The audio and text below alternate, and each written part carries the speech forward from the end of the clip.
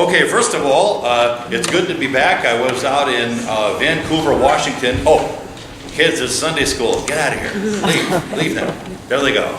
All right. Oh, yeah. We forgot what I was talking about.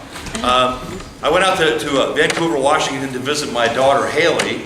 And so it's a long flight, 3,500 miles, and it's a good adventure. And so the grandkids are fine, everybody's doing fine, and now I'm glad to be back here in good old Rhinebeck. So, all right, now, and I want to thank Nancy for filling in for me.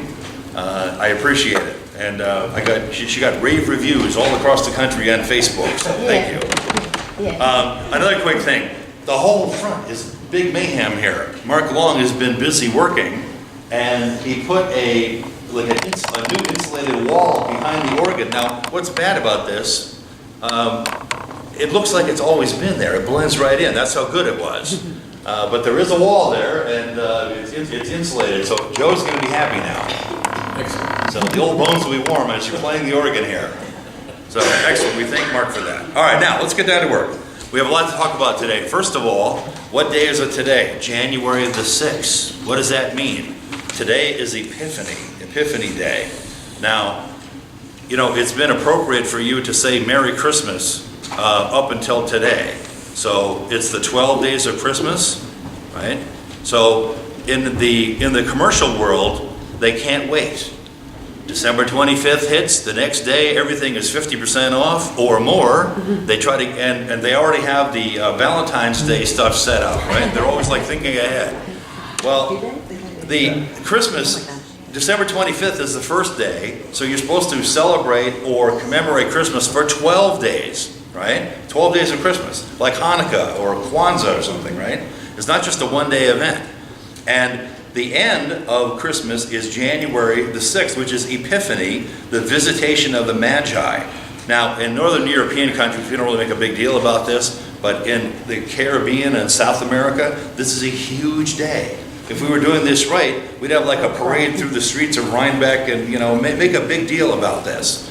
Why? Well, this is a very important story, a very important text, so it deserves our attention. And it only comes up every few years when Sunday happens to fall on January the 6th. Usually it's the middle of the week, and if I try to have a church service, Linda might be here, but I doubt it. It'll be like me doing a church service alone.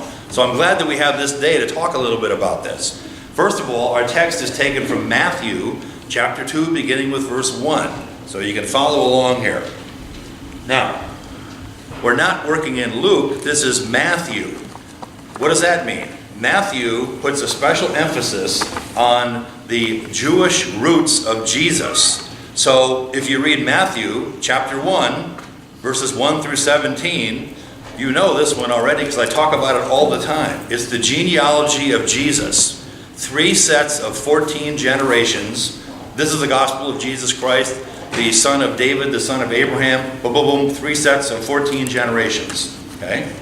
Then we have the write-up about Joseph. Then we have Mary, and Jesus is born in Bethlehem, and his name is Jesus. Jesus means Yahshua, or Yahshua. It means Yahweh saves. That's his name. His name means Yahweh saves.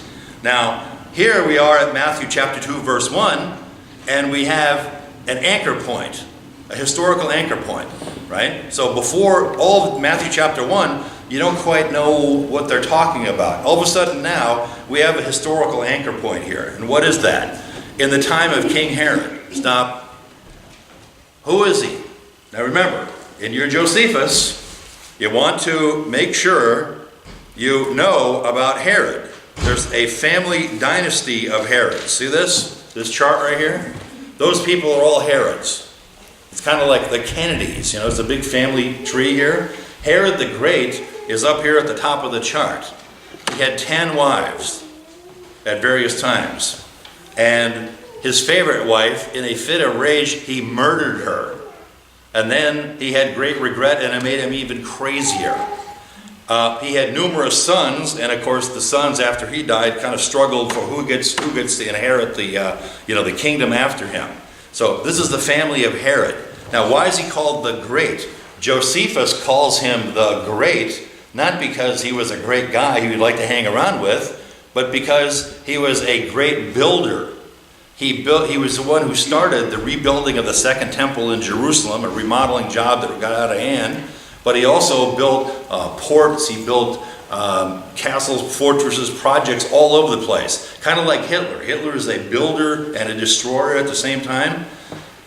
Herod the Great is a maniac. He murdered 2 of his own sons, all kinds of people along the way. He's ruthless, but he's also a builder. You have like this paradox, a destroyer and a builder. Well, that's him. And what is the time of King Herod? 37 BC to 4 BC. Okay, 37 to 4 BC. That's the time of Herod. Now, you want to know more about Herod? Yeah, I'd love to. Okay, ready? Herod is an Idumean. That is, he's a descendant of Esau. Back in the Old Testament, remember, Jacob and Esau. Esau was born first. Jacob, the heel grabber, grabbed his brother and tried to pull him back down. Jacob steals the birthright or the blessing from his brother Esau. So from the beginning of the Old Testament, there's a struggle between the sons of Jacob and the sons of Esau. The sons of Jacob become Israel, the Jews, right? Jewish people. Hebrews are descendants of Jacob.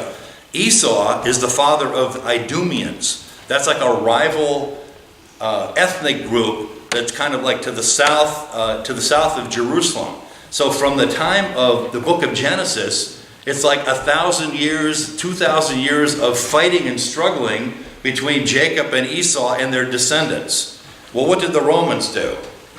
Mark Antony, you've heard of him? Mark Antony and the Roman Senate gave Herod the title, the King of the Jews. Okay? So, what does that mean?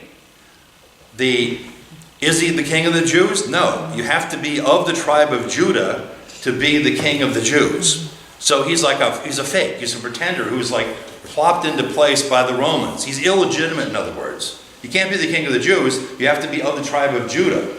Now, did Herod know this? Herod knew this. So, not only is the guy a builder and a paranoid maniac, he knows that his position is not legitimate. You got this? So that makes him, like a wounded animal, like a bear or something that's wounded. It makes him even more aggressive and more vicious. Okay? So this is the King Herod we're talking about here. At the time of Herod the Great, Jesus was born in Bethlehem of Judea. All right, now stop. Jesus of what? Nazareth. Jesus of Nazareth, right? So, did he have a last name? No, he didn't. They would say where you're from. Jesus of Nazareth. Now, is that a problem? Yeah, that's a problem. Why is that? Early Christians who Matthew is writing to must have gotten this all the time. People would say to him, "He can't be the Messiah. It's Jesus of Nazareth." And everyone knows Nazareth is about 75 miles north of Jerusalem in Galilee. And what does the Bible say? In the cover of your bulletin, I have that quote. It's from Malachi chapter 5, verse 2. And it's quoted in here.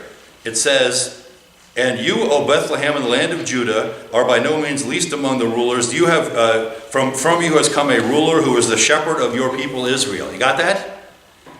When was this prophecy written? Oh, about 700 years prior to the birth of Jesus.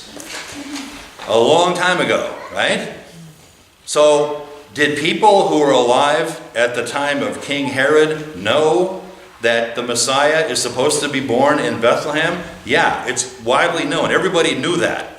So here we are. Then Jesus is from Nazareth. So people would have said, "You can't, no, that's not valid," right? So now Matthew has to explain how Jesus of Nazareth is actually born in Bethlehem, fulfilling this prophecy that everyone knew. So that's the purpose of this story. Okay? So here we are then. He's born in Bethlehem of Judea, and wise men from the east came to Jerusalem. Stop. Now, I love Joe. He picked a good hymn today, didn't it? First hymn, what is it?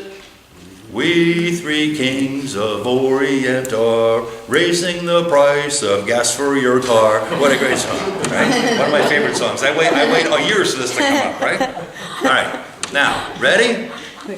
Joe, I love this song. You know this, right? We'll do it again. It's wrong. Were they kings?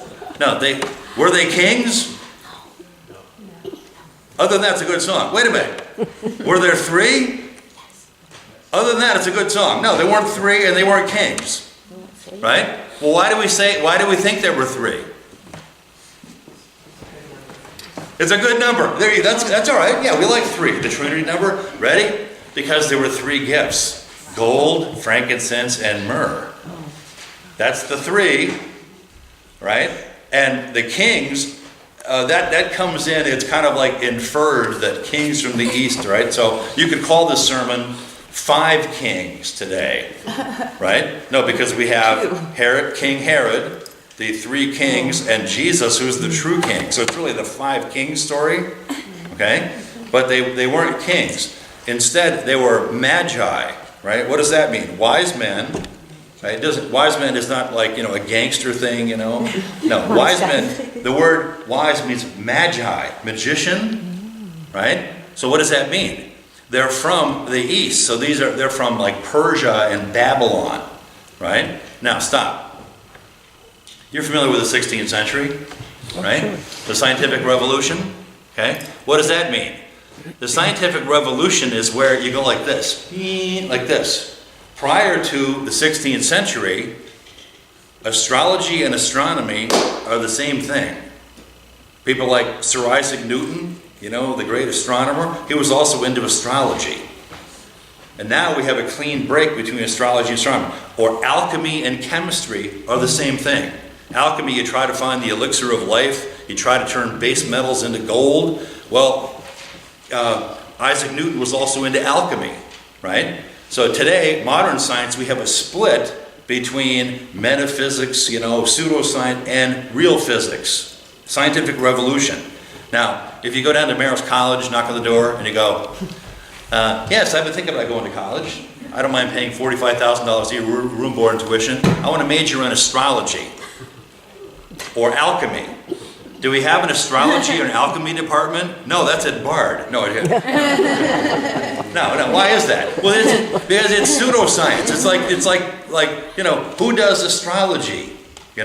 Like crazy people. People from the Omega Institute, right? No, we don't do astrology. It's considered a pseudoscience, right? But in the ancient world, Babylon, they do astrology and astronomy. The same men work on it. Also, magi are people that can read. Remember, in the ancient world, only about 2% of the population can actually read. So what do you read? Ancient texts. Do you think maybe they might have read the ancient texts that the Jews left behind during the Babylonian captivity? Yeah, that's what they think. So they would have read, like the scrolls of Daniel and maybe even the Torah, the book of Numbers, a star in the east, that kind of thing. So they would have been familiar with that body of literature. Now, these magi from the east, they came to Jerusalem. Now, how far is that? You get the map set out. It's the Fertile Crescent. It's about 1,000 miles through the desert. Now, is traveling an easy thing? It's a pain in the neck now. Go to the airport, you have to, clear the security and all that kind of stuff. Well, imagine if you had to walk 1,500 miles through territory that the roads aren't very good. It's hard to find water. It's hard to find food, and there are bands of robbers and thieves along the way that will kill you for a few shekels in your pocket. So traveling in the ancient world is something that most people don't do. These people, these magi, this group of men from the east, they travel over 1,000 miles to follow this star. What an odd thing, right? Now, stop. What is this star anyway? There's been a pig pile of speculation on what the star is, right? Johannes Kepler calculated that there was an alignment of Jupiter and Mars around 7 BC, and he thinks that is the star that the Magi followed from the east. Other people say, well, it could have been a comet maybe, right? We don't know. So what do you do about this? If the Bible says it, you just go with the story, right? You just say it's a star. Just go with that. Don't overthink it. Other people have said, and so 2,000 years ago, what's a star? We know what a star is. You watch a Science Channel, right? It's like the sun, right? Except it's out, far away, and it looks like, so these are all suns out there. They didn't know that. They thought that the stars were angels in the heavens.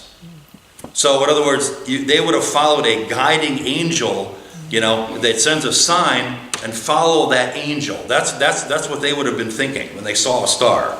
They thought they were like living beings, okay? So they follow the star, whatever it is. It's a star. It's a sign from the heavens. Okay, we observed the star at its rising. Notice, we observed. Okay, they're doing the scientific method. They're observing things, aren't they? Right? Do we observe things? Not really. We're generally drunk and stupid. We don't pay attention to things around us. We're oblivious. I know I'm pretty oblivious. Mrs. Isaac says to me, "Didn't you pick up that hidden sign?" What? No, it's like, time to go, time to leave. I don't pick up hidden signs. You have to hit me in the head, okay, time to leave, right? So, but these guys, they're in tune with nature, and they observe. They observe something is different in the heavens, and they take it as a sign. And what do? They come here to pay homage to Him. Stop. Now, did you hear Karen read today? She's unusually perky today, and it's great to have her here. Right? Unusually perky, right? So she read this today. And did you read the reading from Isaiah chapter 60, verse 5? Then you shall see and be radiant in the heart when the abundance of the sea shall be brought to you. The wealth of nations shall come to you. A multitude of camels and so on. The wealth of nations will come to you. What is that? Are you familiar with Adam Smith's book, The Wealth of Nations, 1776? Never heard of it. Okay, it's one of the great books of the Western world. Now, why did Adam Smith pick that for a title? He thought it was catchy. The Wealth of Nations. Adam Smith is a deist. He's not a Trinitarian Christian as far as we know. But in the 1776, people generally read the Bible, and they knew what this means. The wealth of nations is an ancient prophecy. Isaiah is about 700 years before Jesus. That the Messiah, when the Messiah comes, the nations of the world are going to bring gifts to Jerusalem. They're going to bring, the wealth of nations is going to come to Jerusalem. It's going to be the center of the world. Homage is going to be paid. All the wealth. Now, see that word nations, the wealth of nations? In Greek, the word is ethnos, ethnic. So the ethnic people will bring you gifts. That's what that means. Fascinating, right? Why is it that people in the Islamic world are generally perturbed at us? Because the wealth of nations is supposed to go to Mecca. We're supposed to pay them? So why did the World Trade Center attack happen? Because the wealth of nations goes to New York, where the Twin Towers were. You see, for them, that's an abomination. Because we're supposed to pay tribute to Mecca. In the ancient world, the tribute is supposed to go to Jerusalem, paying the Messiah. So that's why the Magi are here. You see how that works? Fascinating, right? So, well, when King Herod heard this, he was frightened. The word is phobos, phobia. Yeah, King Herod is frightened. Now, think about it this way. You heard Hitler before, right? What happens when Hitler is frightened? Bad things happen to the people around him, right? When you're paranoid, and when you have an all-powerful leader who's frightened and paranoid, you're in big trouble. Well, that's what's going on here. Herod the Great is frightened. And this guy is a psychopath. He's a murdering maniac. Again, he killed one of his wives and two of his sons and all kinds of people around him. He's an Oriental despot. Well, he's frightened. And all of Jerusalem with him. Yeah, you can just hear the word on the street. King Herod, he's having one of his bad times. He's on a rampage right now. Watch out, in other words. So, and he called together the chief priests and the scribes of the people. Stop. Is that kind of interesting? Yeah. Congratulations. You get to meet the chief priests and the scribes. This is where they are introduced in the Gospel of Matthew. Where does this go? Read Matthew 22, 23, 24, 25, 26. The chief priests and the scribes are the chief opposition to the ministry of Jesus. They're the ones that get in his face and try to humiliate him. They're the ones that oppose him every step of the way. They're the ones that collaborate with Pontius Pilate to have him executed, the Jewish religious leaders in Jerusalem. In other words, these people have been against Jesus since before he was even born. You got this? So this is a little tip where this story is going. So if you work here, Matthew chapter 2, kind of read to the end, it's like, oh yeah, okay, congratulations, you've met the chief opponents of Jesus right now. So King Herod calls in the experts, right? They can read and write, remember this. And he inquires to them where the Messiah is to be born. Isn't that interesting? And they told him, well, in Bethlehem, right? This is that prophecy from Malachi that I talked about. In Bethlehem. Again, why is that important? People knew from reading the scriptures, you go to the synagogue, they'll read this thing, they knew that Bethlehem, it's the city of David, King David is born there, that's where the Messiah is supposed to be born. Again, why did Matthew put this in? Because you have to explain the problem. Jesus of Nazareth can't be he has to be born in Bethlehem to make it work. That's why the story's here. Well, then what does Herod do? He calls the Magi, calls the wise men, and he learns from them the exact time that the star appeared. In other words, this is a special prosecutor investigation. Yeah, he's paranoid. So he's getting the secret police and the experts together to try to figure out what's going on. Why? Because he's insecure and paranoid. Remember, he's not the real king of the Jews. He was given the title. And he's very defensive about this. So he calls them together. What is the exact time? He's trying to reconstruct this. And where does the story go? If you could keep reading Matthew chapter 2, verses 13 and so on, he sends his stormtroopers in to kill all the male children in Bethlehem ages 2 and younger. This is called the slaughter of the innocents. This is the first martyrdom in the New Testament. So why? Well, if you can't find the exact baby, then kill them all. Let God sort them out. In other words, kill them all. Right? So the slaughter of the innocents. This is what happens. Isn't it true that big, strong, powerful, mighty people make decisions, and who pays? Little people pay. Slaughter of the innocents. That's what happens. It's a principle in history. Right? They decide to do World War I, and 11 million people are killed. Farm boys from Kansas that have never thought about going to France before end up being killed. Slaughter of the innocents. It's a pattern in history. It's horrible. So anyway, Herod calls them together, and he learns when it is. Then he sent them to Bethlehem. Now stop. We should have a map set out here again. Remember, when you read the Bible, have your maps here. Get a good Bible. Bethlehem is 5 or 6 miles south of Jerusalem.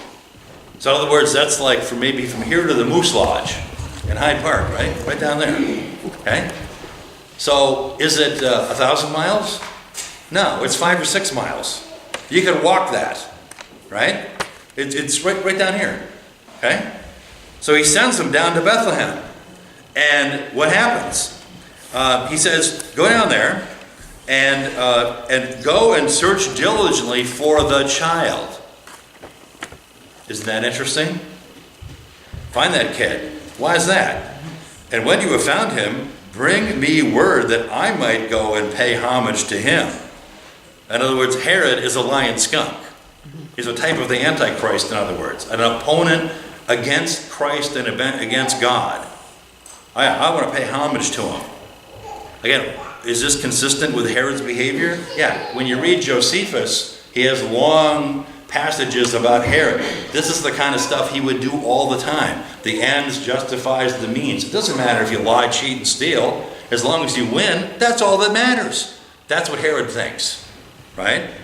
So go and find out. He has no intention of going down to worship Jesus, does he? Okay? And when they heard this, When they heard the king, they set out. Okay, stop. Who is this? The Magi. So 3 kings, probably more. A whole group of them, a whole entourage goes. They come for 1,000 miles to see Jesus. And who are they? They're ethnic people. They're non-Jews.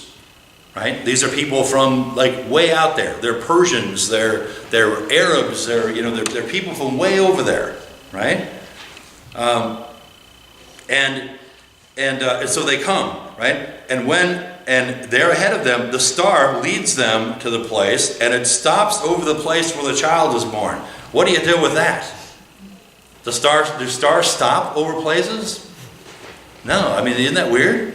So it's like, what do you do with that? Just let the story stand. Okay? Again, remember in the ancient world, they thought that stars were angels, so this angel would have stopped over Bethlehem, Okay? Here, one other thing. When did this event happen? Well, it would have been maybe a year or 2 after his birth. So, the traditional Christmas story we have up here, the kids come running down the aisle dressed as the kings and the shepherds, and they all kind of arrive at the same time, and the baby's in the manger. No, it probably would have been maybe a year or 2 after his birth. He would have been a toddler, I was out visiting my grandson, Anders, he's 2. So he's sitting in the high chair, and I come around, walk around the room, and he says to me, "Hey, you, come here." So this is what you get. Yeah, Jesus would be sitting there. "Hey, you, Magi, come here." Right? This is what they do, 2-year-olds, right? So again, don't let your knowledge of the Christmas story destroy this passage. It probably happened later on. Okay. And what the Magi were what? They were overwhelmed with joy. Isn't that great? Now compare that. Herod the Great was afraid. The Magi were overwhelmed with joy. He came unto his own people, and they knew him not.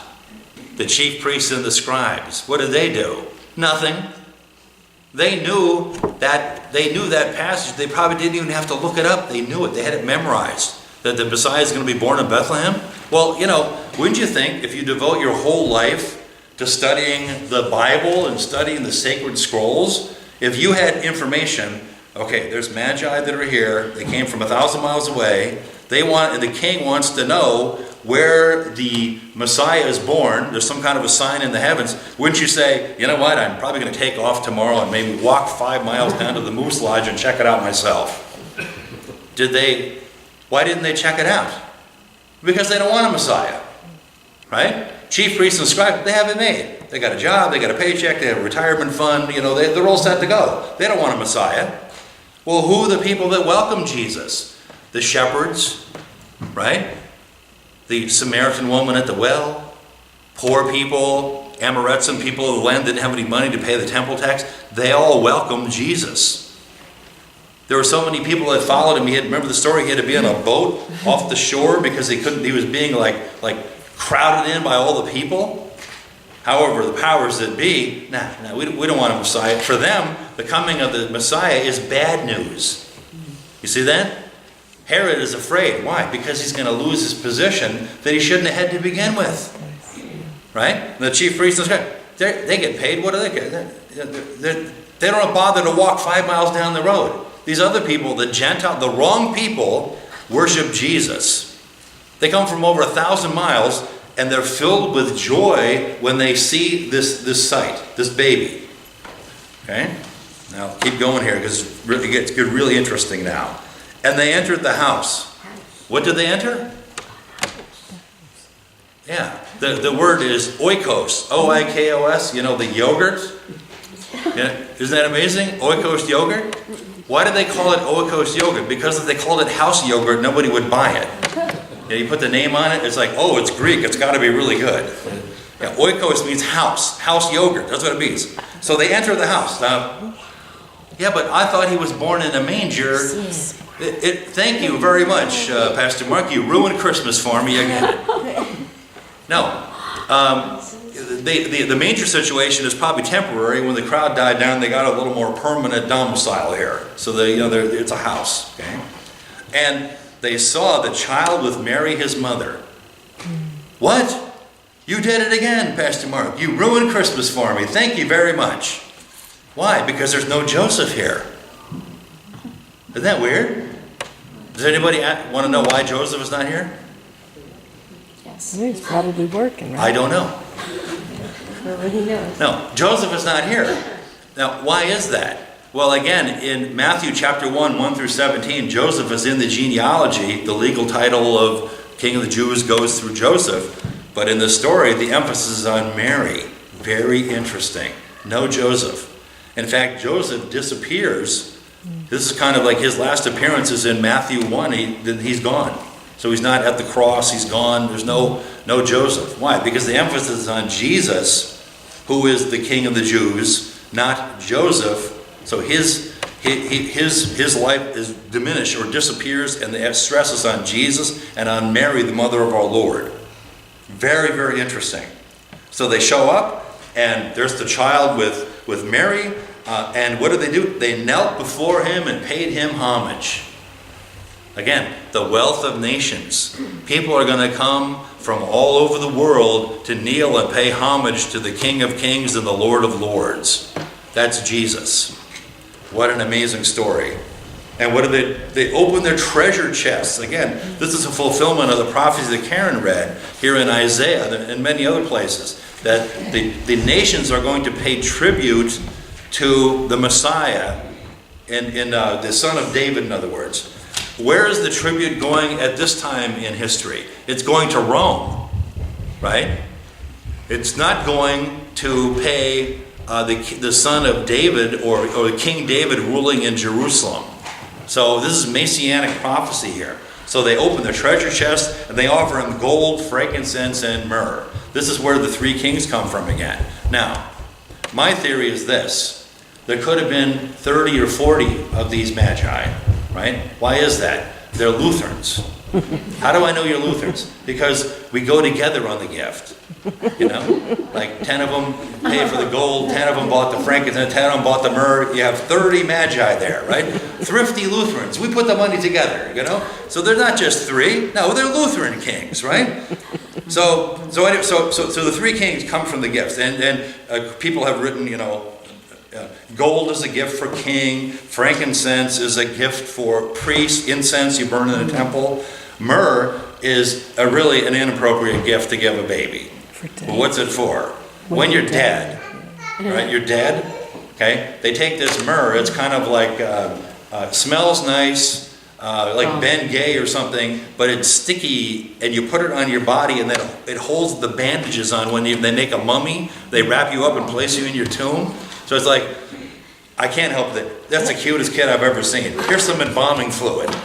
What an inappropriate gift, right? But it's extremely expensive, right? This is like an unbelievable, it would be worth like $50,000 in our money, enough to treat a person, right?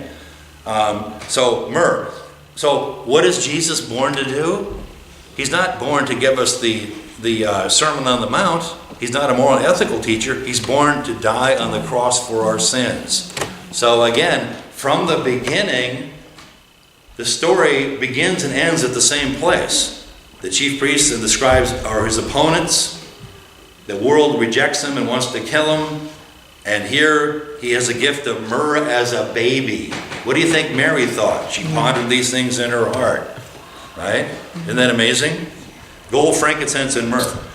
And having been warned in a dream, all right, stop. That's an interesting thing too. I have many interesting dreams. Usually I'm being chased down the street by somebody. I'm falling out of a window or something. I got weird dreams, right? But dreams in the ancient world are considered visitations or messages from the other side, from the god or gods. Angels bring messages. So here, the Magi are warned in a dream not to return to King Herod.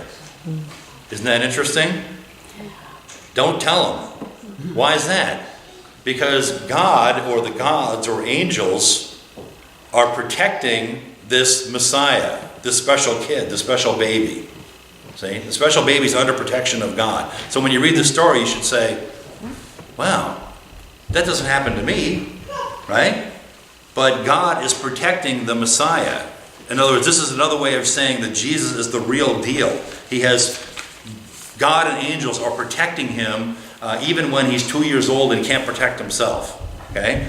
Later on, Joseph is warned in a dream, and they go to Egypt, to get out of the domain of Herod the Great.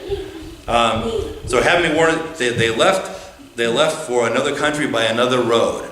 Right? So they left and they went back to the east again. All right, so what are we supposed to do with this story? This story contains many powerful things. The main theme is the theme of rejection by the powers that be.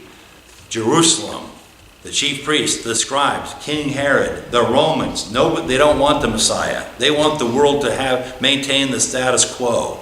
Jesus is here to break into the world and to bring hope and to bring life. From the time he was born, he was a special baby. He's not just a person who was born and said, "Oh, I think I'll be the Messiah, and send me your money." In other words, he's foretold in the Old Testament, 333 messianic prophecies, and it's very, very specific. He has to be of the tribe of Judah. He has to be a son of David. He has to be born in Bethlehem, right? All of these prophecies line up, and Matthew was reminding us that Jesus is the Messiah who fulfills these ancient prophecies. And one of them is the wealth of nations. The Gentiles, the ethnic people, are going to come and pay homage and worship him, and it begins right here at this moment. Jesus welcomes all people to believe in him. Not just, it's only people who speak German. We might think that because we're Lutheran, God speaks German or something. No, God welcomes all people, all races, all nationality. We don't care about this stuff. We care about, do you love Jesus or not? Jesus is radically inclusive, and you know what? That offends people, right? He died for the sins of the entire world, and all that believe in him will have eternal life. That's the message of Epiphany. And what did they do? They were filled with great joy. So today is a good day to be filled with great joy for the birth of Jesus. Amen.